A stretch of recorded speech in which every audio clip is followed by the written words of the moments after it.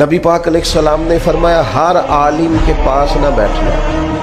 اس عالم کے پاس بیٹھنا جو تمہیں 5 چیزوں سے نکال کے 5 چیزوں میں داخل کر۔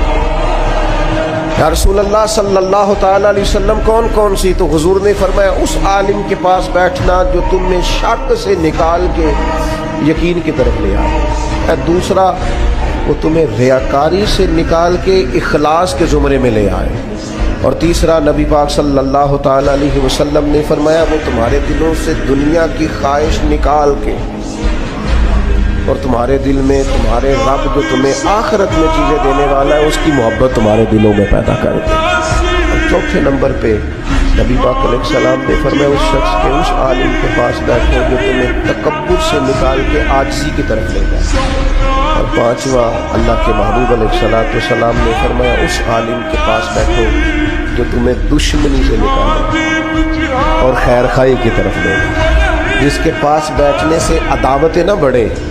بلکہ تمہارے دل میں خیر خواہی کا جذبہ۔ یہ 5 چیزیں خود رسول کریم نے بیان فرمائی۔